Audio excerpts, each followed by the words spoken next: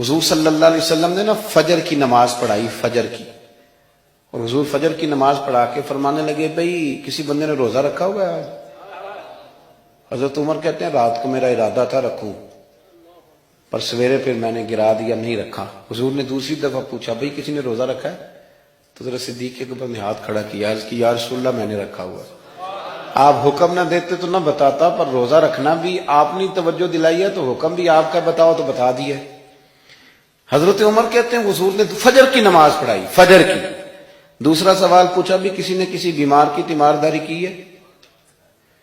تو حضرت عمر کہتے ہیں میں نے فٹافٹ عرض کی یا رسول اللہ ابھی تو نماز فجر پڑھی ہے، تو اب گھر جائیں گے تو تیمارداری کریں گے۔ تو حضور نے فرمایا عمر تو ذرا ٹھہر جانا، جلدی نہ کر، ٹھہر نہ ذرا، رک تو صحیح۔ تو حضرت عمر فاروق رضی اللہ تعالیٰ عنہ فرماتے ہیں میں چپ کر گیا۔ حضور نے فرمایا بتاؤ بھی کسی نے تیمارداری کی ہے؟ تو صدیق اکبر نے ہاتھ کھڑا کیا، عرض کی یا رسول اللہ عبد الرحمن بن عوف رضی اللہ تعالیٰ عنہ 2-3 دن سے نماز پڑھنے نہیں آ رہے تھے، رات میں نے پتہ کرایا تو پتہ چلا بیمار ہیں، اور حضور مجھے یہ بھی پتہ ہے وہ میرا یار ہے، مجھے پتہ ہے رات کو جلدی سوچا پر تہجد میں ضرور اٹھتا ہے۔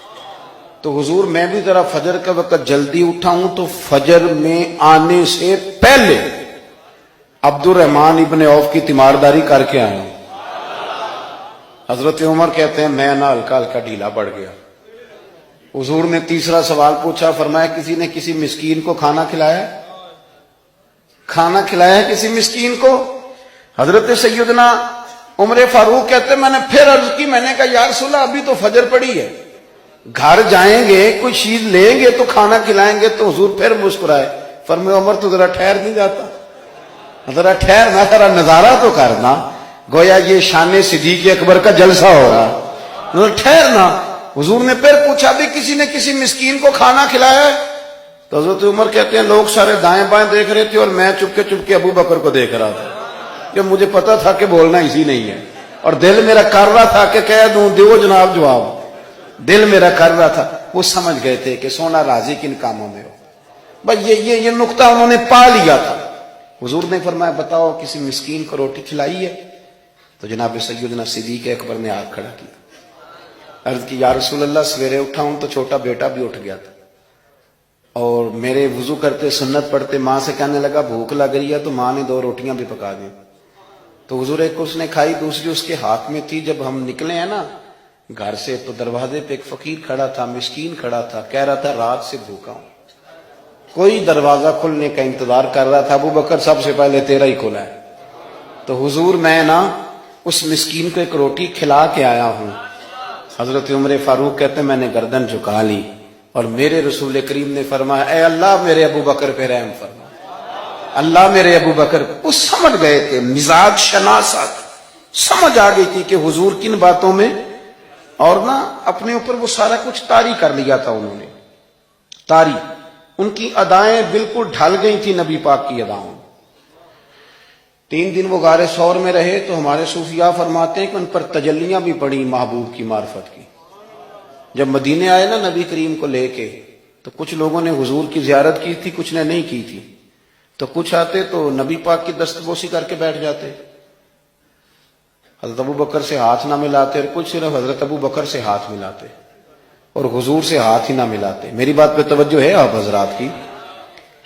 تو کچھ لوگوں کو نا شبہ ہونے لگا، وہ معاذ اللہ سمجھنے لگے کہ شاید یہی اللہ کے رسول ہے۔ حضرت صدیق اکبر یہ کیوں شبہ ہوا؟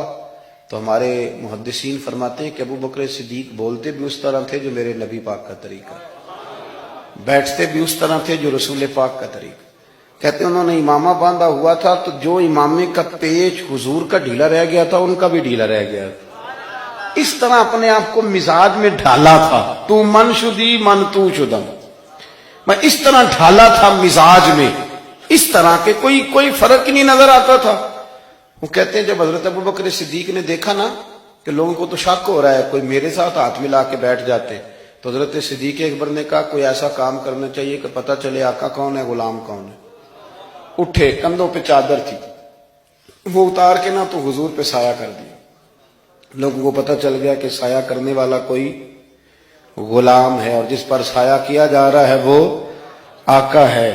کیا خوبصورت نقطہ لکھا ہے مفسرین نے شارحین فرماتے ہیں تھوڑی دیر کے لیے، تھوڑی دیر کے لیے، تھوڑی دیر کے لیے حضرت ابوبکر صدیق نے حضور کے سر انور پر اپنی چادر کا سایہ کیا تھا۔ اللہ کے رسول نے احسان کا بدلہ یہ دیا، نیکی کا بدلہ یہ دیا کہ قیامت تک ان کی قبر پر اپنے گنبد کا سایہ فرما دیا، قیامت تک گنبد کا سایہ کر دیا۔